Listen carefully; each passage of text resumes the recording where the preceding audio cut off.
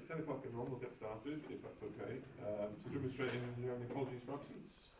We have apologies from Alan Armstrong, Jason Faulkner, David Smith, incurred, John Sampson and Mr. Thank you. Any declarations of interest? Membership of the site company. Thank you. Minutes of the previous meeting. Anybody spotted any typos? Any errors? People happy to agree the minutes? Yep. And then just quickly before we get into the rest of the meeting, last week we weren't quorate for the meeting, but the board still had a meeting even though we weren't quorate. So we did take full minutes of that meeting. So I just want to let members know that as part of this, those minutes will be put together as part of this and all made public. Just so we know that other members who unfortunately aren't able to be here at short notice can make sure that all of the discussions that we had last week and all of the inputs to the discussions can be recorded and made public. Because There's no decisions made, obviously, not. no, but for the decisions we're making today, for the discussion we had around each of the topics, their comments and kind of support for various of the topics can be recorded publicly rather than not. Yeah, certainly, Jack, that's okay. We'll record all this no. It'll be this meeting that's recorded, isn't it? Yeah, whatever's appropriate, but as long as they can just be completely shared and made public, that's absolutely fine. Very good. My update, not much to update on last time, other than people will have seen the notice that came out from government yesterday on the best value notice, which I had a call from the minister late the night before, which would be Wednesday. And from our point of view, I think it's a pretty positive outcome. It's basically the minimum government could have done without doing nothing. And it was good to see that the government ruled out any suggestion of a National Audit Office investigation, which has been overhanging the site for some time for various reasons. It's certainly going to give some clarity to a number of investors who have been waiting to see which direction of travel that's been taking. So it's supposed to be clear from an STDC point of view. What's come out from the government is a notice on TVCA, not STDC. So I just thought it was worth updating you guys, but it's not actually directly relevant to STDC. It's a TVCA issue that TVCA will now be taking up directly with government and local government agency. So Just on that, I mean, I quickly spoke to Gary before the meeting. From my understanding, it's all front facing now, isn't it? So it would have an impact on the sort of negotiations that we've already got for the site and future investors. Not now. We've particularly got clarity on the government ruling out an NAO investigation. That's the big thing to people. And again, because it's now a TVCA point, not an STDC point, that has already in the last kind of 48 hours given a lot of confidence to investors to be able to move those conversations on, which obviously we're all keen to see moving. And some of that work will be ongoing anyway. Yeah, if anybody has taken the time yet to read the notice, I'm sure you're all busy people, you may not have got around to it yet. A lot of what's in the notice is already either ongoing or in some respects has already been completed. But obviously we'll just work with the government to do whatever they need to do to get comfortable, and also there's a slightly expanded role for the local, the LGA, who was part of the review already had a role, and the government basically said they just want to expand that slightly more. To basically act as their kind of outriders, I suppose, of the process that's going to happen over the next 12 months. Yeah, unless there's anything else, there's nothing else to update from me. So John, over to you. Okay, thank you, Chair. Good morning, everybody. My report updates, I'll provide an update on key activities since we last met. Just a few items I wanted to highlight: the incorporation of Teesworks Estate Management Company on the 4th of March. I wanted to touch on South Bank Link Road. That is now complete and ready to be opened. In summary, in terms of South Bank Key Phase 1, Phase 1 Link Road, hinterland works and HV power supplies are all contractual obligations that STDC had to deliver for Sea Wind. They are now complete, so that's, again, a great piece of news and worthy of note. Moving on from that, just wanted to touch on the obligations for Park and Ride, Phase 1 and 2, appointed, and initial activities under the original planning consent are now commenced. We're just waiting on pre-commencement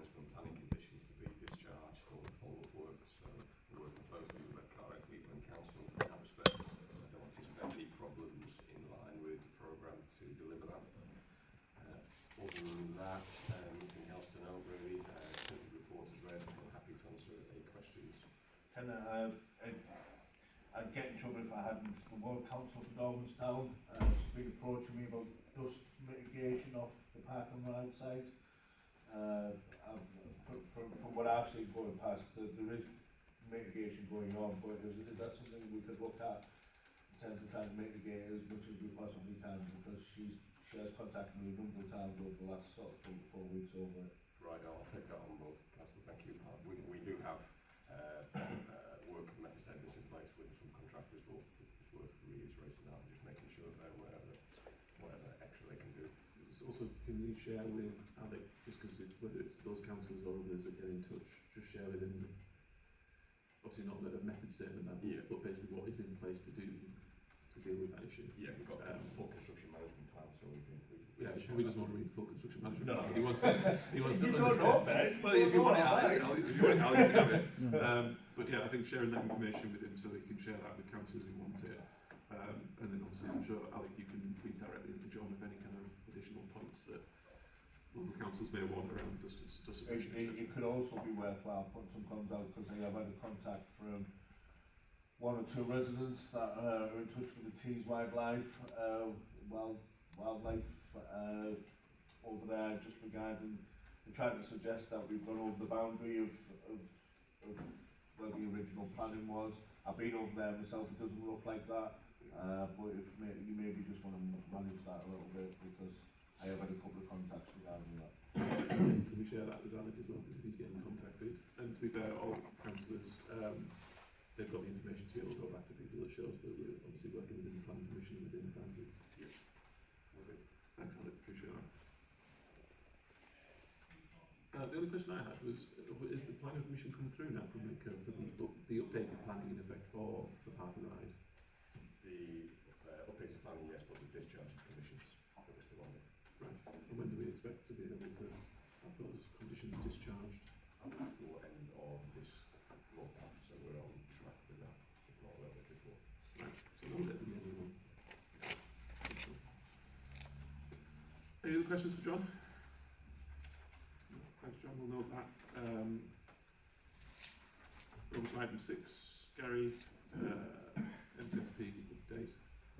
Thanks, Chair. So this is the Q3 update that members have got in front of them. The key headlines I was going to draw out, obviously working on a basis, colleagues have been through the report, but I'll try and draw out the key elements. We've got a year-to-date position where we have some overruns on overheads. I mentioned at the last meeting around exceptional legal costs. We're getting the power JV set up in particular, but also our run rate was slower than anticipated in terms of the rundown, because we're going through all the necessary conversations with people in terms of costs around things like cycling through the areas of the degree.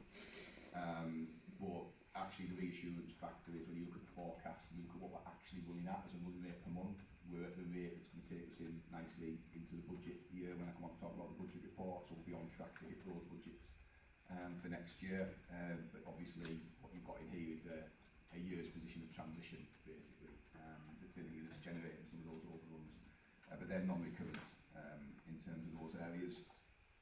We've also got our future years, so in table at paragraph 6 is showing you the year-to-date position, but the forecast that I'm referring to where we're stabilising and normalising in terms of the run rate going into next year's, that's at paragraph 19, so that's your operating costs, where you see the forecast for the current year that's in there that takes account of any costs, run rates at the moment this year, but then we've done a zero-based budget exercise with John and the team to go through each line, what we're actually paying out at the moment, what we expect to be paying out in future years, and those future years are reflective of that. We took the necessary actions we need to take to make sure we're within those budgets. So I'm feeling pretty confident now we've been through all of that. We're now in April, now obviously we're in the new year physically now, as we are now. So we're on track to hit those future year figures that we've shown in there. In terms of the actual project expenditure, the capital expenditure, John has touched on the operational projects and the good progress that we're making there, that's reflected in the costs. We will have park and ride in particular as the main areas that are flowing into next financial year. We split the budget in the next financial year for that to match when the actual activities will take place. So you'll see within site preparation and infrastructure in particular, for the year to date, it's under budget, but that's because we're reprofiling to match in future financial years where we expect to spend that money. That reprofiling you can see in the same table of paragraph 19, you can see the future year costs that we're estimating. That's to cover things like finishing off the South Bank key elements of the buildings and things. The key's actually operational. It's been using temporary accommodation to do that. And then we've got ceiling enabling works are finalised off, and as John said, in terms of the works there, and then the park and rides the main one in future years for site preparation as well. So we've been through all of that, we've modelled that through, we've profiled and adjusted, and that's what's reflected in this report. It's also reflected in the budget report that we're going to come on to as well. Estate management companies further down on there, which is paragraph 27. You've got the year-to-date position within there, with the costs, and then you've got the forecast at paragraph 32. Again, that extrapolates the figures. We've done a zero-based budget on a service charge. So I think I explained the previous meeting, service charge is what just runs this site in a steady state. That's all of the facilities, management, everything you see around you to operate the site. We've looked at all what's required in terms of the risk guidance for that and what we're required to provide as services. We've looked at what that equates to on the site, and then we produced that in the future years' budgets of what that looks like.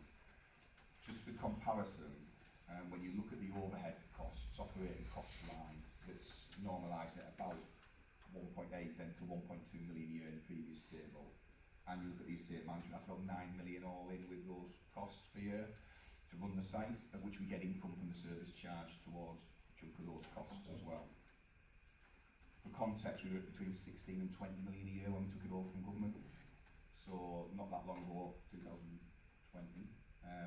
October 2020 when we took it over from government, it was running at between 16 and 20 million a year, depending on which year you took operating this site. We're now at a steady state of 9 million a year, of which 7.5 million of that, which is the service charge, will be, as you get more tenants on site, will just be de-risked every time you get more tenants on site and reduced in terms of the net effect on us as a development corporation as we progress the site. So I think that's really positive in terms of the work we've done on that to get to that, and we'll obviously track those budgets on the estate management now with John and the team, with all the services, and work with tenants on that in terms of services we provide. So good progress on there.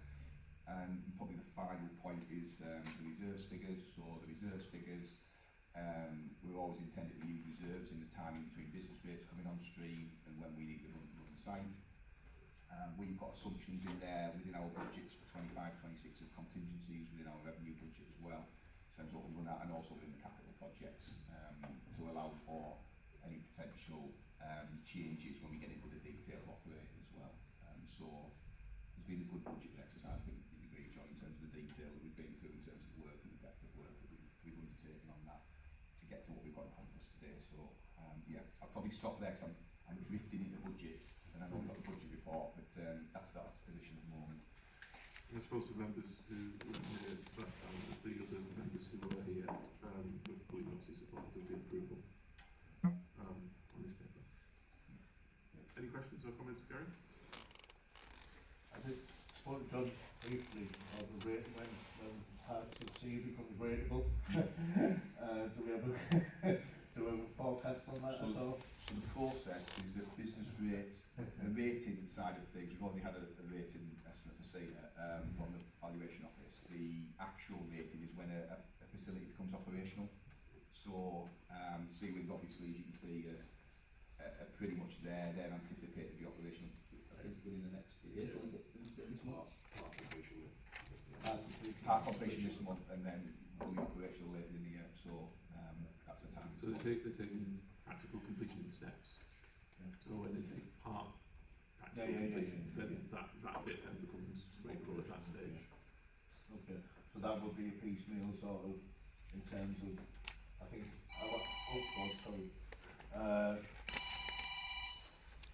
I think the projected in our budget was 5.2 something. That's right, yeah. So just to give me a sort of a mind what that rateable bit will be as part of that. So those estimates are still accurate. I think it's more about timing of when it becomes operational. So whether it's I suppose what you my get question is how much of effect, that pie are we getting this year or next year? Yeah, we'd expect a a good majority of that. I can't give you an exact figure until they give us the dates and they confirm the dates, but we expect the majority of that to be. As soon as we've got that information as well, we'll pass that on Yeah, to and you. I'm trying to zoom in into the meeting on my phone because my laptop's broke. Was the land sale references, was that in this report or the next one that I made notes for? You'll have that in, I think that's in the budget one. But Yeah, I'll you've got land sale, well, you've got land sale references in both because one of it's a forecast in the forecast, and then you've got the budget section. see the bit that confused me, Gary, is I'm sure was it 2 or 3 reports ago I read, was it a benchmark figure of, was it 10 million? And I see 5 million in this one, and I was just confused as just for my layman's. Yeah, so some of the money has been received in prior years, some's in this year, and then some still to come. But the upshot is all 15 million is contractually committed and will be in. The December this year is the long stop date on that within the agreement. So either way, the 15 million comes in. It's just the timing. The reason the reports are there is because of the timing of the reports and when the money's coming in. It's sometimes a little bit out of kilter, but we're getting 15 basically as part of the whole thing. So just to reassure you, it's 15 million in total from our medium-term financial plans. Right, okay.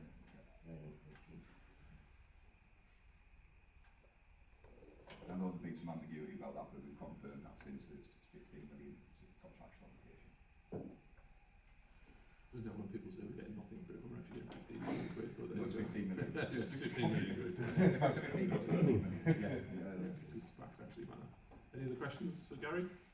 Ben, can I just ask if you can just remind me on the table on paragraph 32 why the cost of finance is tripled in 27 to 28? Yeah. So, give me a second.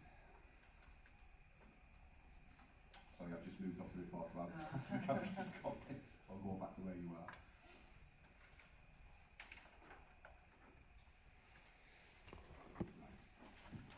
Yeah, so that profile is to reflect the way we account for debt. We have the repayment of principal, repayment of interest within those costs. Repayment of principals and the way public bodies are calculated when assets or land parcels become operational. So this is profile linked to things like SEA, NZT, other parcels linked to the timings of when we expect those be required to be accounted for to repay the principal on the debt. We also have interest within there as well, interest charges. So the profile here reflects the take-up and how things are coming through on the site.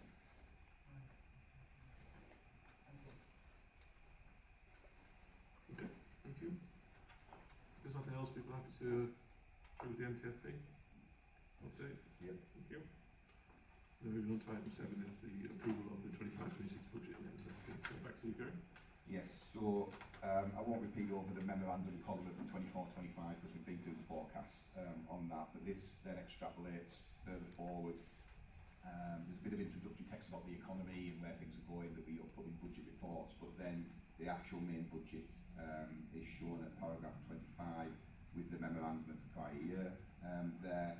The main areas that we're looking at is the residual public sector obligations that John referred to in his operational report, primarily park and ride that's within there as the costs, but also residual bits on the quay as well as any transport links that we need to account for in terms of A66, Teesworks Road, things like that.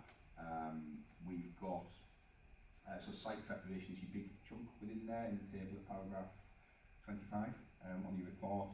Demolition is just the residual demolition that we expect to finalise on that project.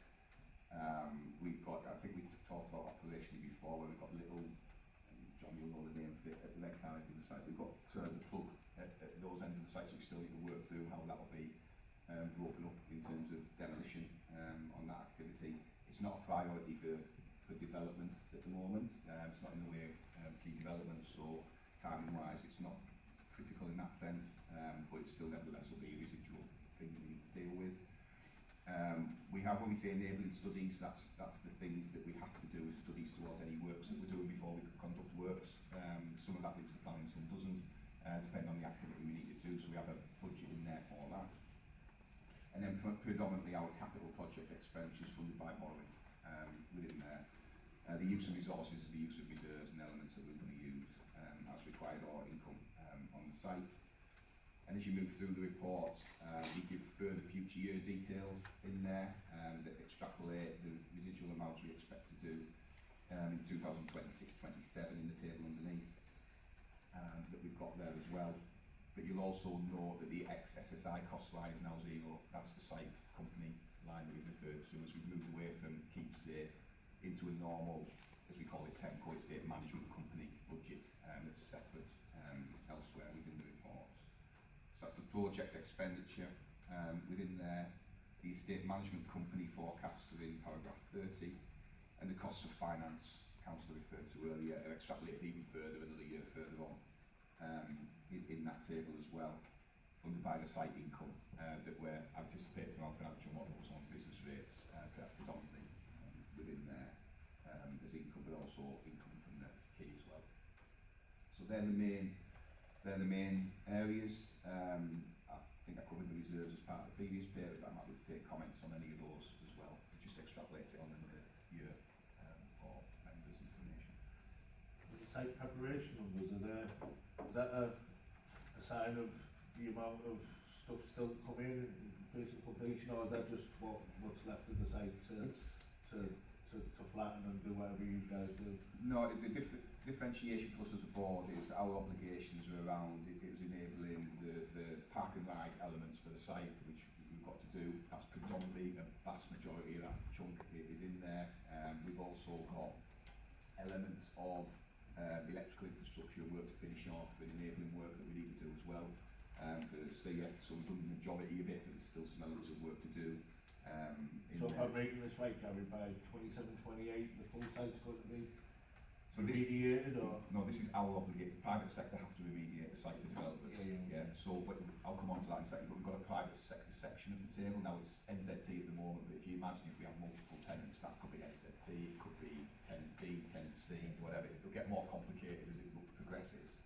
But that's the private sector funded element of the site. The reason to go to zeros is because the public sector obligations cease on those bits, and they become private sector funded areas. So we'd expect that to happen.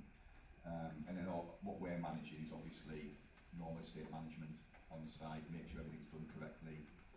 If we're helping or enabling any work with the private sector's funding, then we do that as well, and that'll be in the table. It's a paragraph.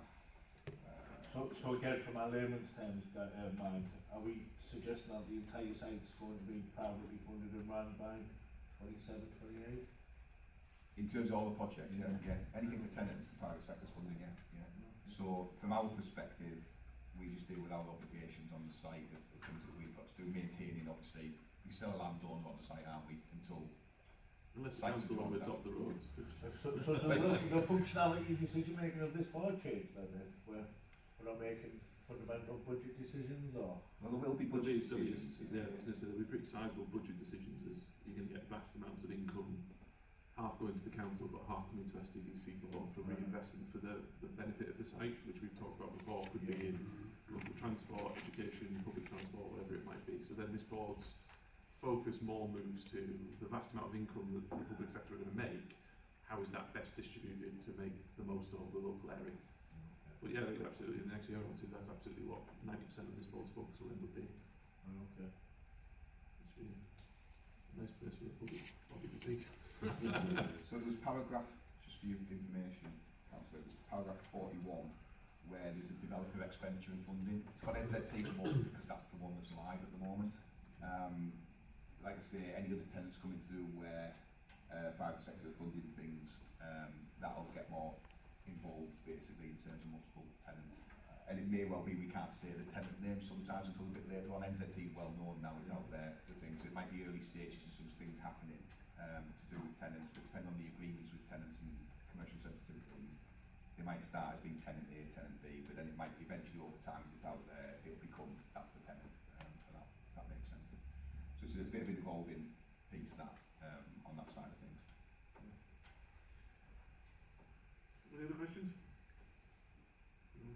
Again, I suppose just to note, not going as notes that other board members last week were all fully supportive of the budget and TFP as well. So if you're happy to agree Budget NTFP? Yeah. Thank you. And then item 8, back to you again, Gary. Teesworks accounts. Thank you. So, we present the Teesworks accounts here each year. This is, you recall, post-independent view as well as a recommendation to make sure these are going through independent groups. We've produced the headlines of paragraph 3 in terms of turnover, profit, dividends paid. They're set out there. From an STDC perspective, you recall the previous board meetings and indeed the independent review covered this.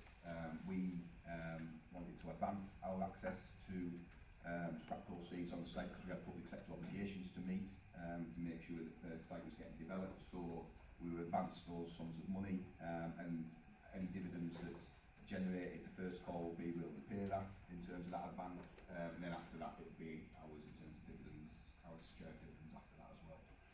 So other than that, the report's taken as read. The accounts obviously online as well, they're on Company's House as well, they usually have to be each year in line with the deadlines for that as well. Thanks, Greg. Just for the peace of mind of the public then, I know we decided not to repeal the PD pod stuff, didn't we? We agreed and settled. The partners didn't know, did they? If I remember rightly, the appeal, that'll have no knock-on effect in terms of our accounts or public money or anything. And where is that? Where is that? I don't know. That's probably confidential, is it? Where that is at the moment. I think, just to be clear, from an STDC point of view, there's no additional financial liability at all on what Teesworks decides to do themselves. But I believe that legal action's been discontinued now. Has it? I think so. Yeah. Is that with the... I know France quite well. In fact, my last meeting, I got it in the neck of him a little bit. So is the relationship in terms of moving forward for everybody where it should be? Well, they're in the process of selling, so they've got bids coming in on the 9th of April to buy PB ports, and I very strongly suspect the senior management team probably will end up being there post-acquisition. So over the next few months, I suspect we'll find out that there'll be a new one with PB ports, and they'll have a bit of a clear out of management, so we're waiting to see what shakes out of that.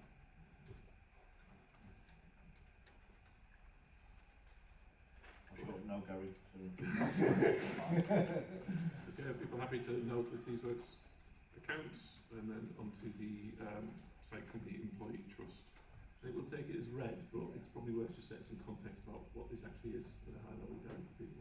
Yeah, a bit of background. You might recall quite a way back now, in 2015, I think we got the dates right, with SSI and... There are many people around this table that were involved in 2015, no, Gary? Yes, so, John's not here. I think John is literally the only person who was involved in 2015. For those who aren't aware, there was a task force set up at the time with the government, SSI task force I think it was actually called, and as part of that there was a lot of sub-themes and funding provided to try and support the workers affected at the time by that challenging situation that was created at the time with what was going on with companies.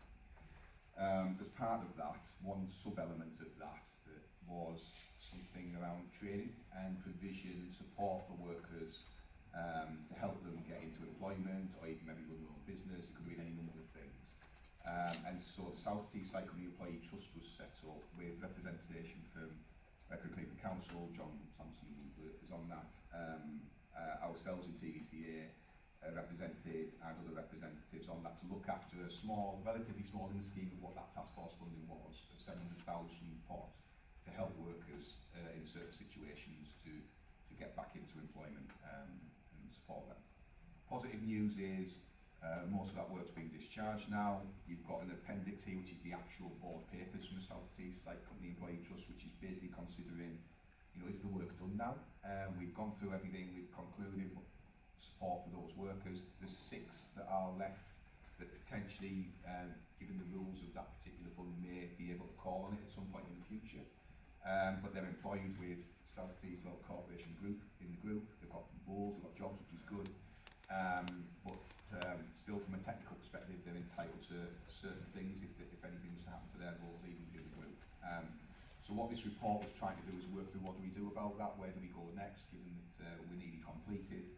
And the trust was considering, well, we should set aside a bit of money for the 6 just in case it's needed, because we've got an obligation to support them if it was needed.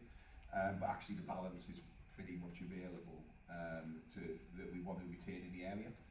We've got to ask government for that. It's a government decision because it was a government funded peace task force. So we're engaged with Tom Smith, who's associate member of this board, as our link in the government, to put forward a case, working with Alec and John Sampson. The Redcar and Cleveland Council put forward something about how we propose to use the balance of the funds for the benefit of this area. Tom's receptive to that. He obviously needs the information, and colleagues are working that up at the moment, and a submission will be put in to see if we can secure the balance of that for training, skills related activity in the Redcar and Cleveland area. So that's the plan for it. This paper is setting out the discussions that were held on that and the dates that were given to that trust. But the positive is people have been supported as it was intended. This is more about the balance of the funding, and can that be retained in the area for the benefit of the area. I think you said in layman's terms, give it back to the council, didn't you? I think John said that. Give it to the council. Yeah. I think John said that, and I said, look, we'll try and support, obviously. The view was you should make a case for it rather than just go back to central government. Try and retain it in the area. But, you know, we had to accept and acknowledge it's government funding that had its own conditions at the time, so we need to ask permission and we need to ask for that. What would be the main criteria should the holders to Supporting skills. Same agenda, basically, yeah. I mean, want the same essentially agenda for the support of the task force for reskilling and allowing people to set their own businesses. They'll want basically you to do the same thing. But I'm basically thinking about Lackenby and Skinning Grove, just, you know, absolutely. in terms of if there is any knock-on effect from Scunthorpe. Well, there definitely is going to That would be the initial thought. Yeah. But that's the plan, is to just know this and then continue to work on it with the council as to what it should be. Okay, people happy with that? We'll obviously keep people up to date as that progresses, and with that Alec, you can pick up with John and the team and see where we can get to, hopefully relatively quickly. Because you're right, I think we can put something in place for that. And I suspect that will probably help accelerate the change request in government as well, to allow us to use the money for that. That's a good idea. Okay, regulatory update. Yeah, I'll take this one. You have a step, Hopefully the report itself is self-explanatory, so I will take the report as read, unless anybody's got any questions. I think we know that the crash board's published as well, didn't we? Yes. Yeah. Yeah, that's in the notes from last time, so isn't it? Are people happy to note that? Yeah. And then on to 11, picking this one up as well. I will do, yes, Chair. Yes, so this one's the complaints policy. Again, the report itself is self-explanatory. What I will do though is there were some comments made by Karen Carr in the previous meeting, although the notes will be attached and publicised, but it was just to pick up for the minute that there were specific comments from Carolyn in relation to the parameters for the complaints, and by that the suggestion was anything that is more than 12 months old we would not address as a complaint. So for argument's sake, if we got a complaint about something in December 2023, there would be a cut-off point as to when we would consider the complaint. But those notes will be published anyway. And there is many historical complaints that would fall within all the 12 months. No, well, all the There'll be complaints. complaints made now. Any complaints received are being dealt with. Or moving forward. Yeah, Yes, moving sorry, forward, yes, yeah. sorry, if I wasn't clear yet. So the previous report lists the complaints regarding STDC, and I'm sure the report states there aren't any. But yes, so as the Chair's pointed out, it will be anything from today going forward that's more than 12 months old. And again, yes, it's in the notes from Carolyn who made the suggestion to that slight tweak, but again, the wider board at the last meeting were all unanimously supportive of it as well. Are people happy to agree that? Yeah. Okay, and then moving on, we've got the delegated decision. So unfortunately, because the meeting wasn't quite last week, we've taken extensive notes on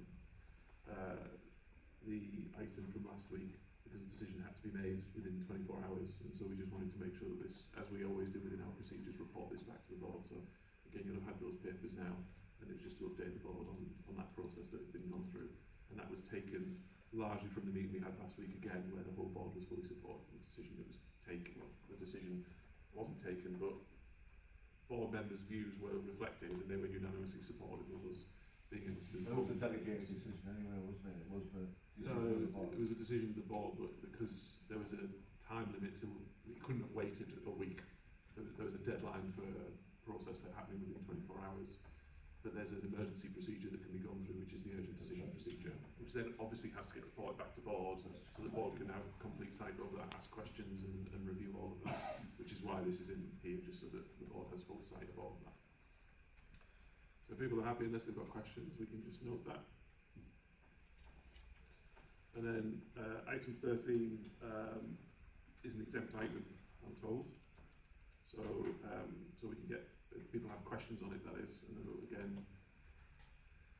we can keep it open to the public if people don't have questions because they're happy, but if people want to get into it and ask questions, we'll have to exclude the public from this part of the meeting. Yeah, I think for Alec's purposes, I think we should probably ask the public to exclude the public from the meeting. Why, for Chair. my purposes? Oh, well, because, sorry, Okay. I apologise, Alec, what I was trying to get at there is that you weren't here when we had the discussion last time, so there may be points in that report It's whether specifically you've got that any John questions, will... Alec, basically. If you've got questions, then we'll have to obviously exclude the public. I'm okay. Are you okay? Yeah. All right, okay. Okay, that's fine. So unless anybody has any other questions, we'll be happy to just approve item 13, the water strategy. And again, for noting, the board last week, members showed their support for that item as well. So that's, again, just worth noting when we go into the notes. And then again, item 14, we've all got the environmental health and safety report. Again, this is an exempt item, so if anybody wants to get into the details of anything in the report, then we'll have to exclude the public. But this will be one for you to pick up on, John, probably, if you have any questions. No? Fine. Okay. People happy to know the report? Okay, we'll note that. Thank you very much. And appreciate everybody coming in at very short notice because of last week. Appreciate the time, and you've got the date for the next meeting. And enjoy the sunny day. Enjoy the weekend. Thank you.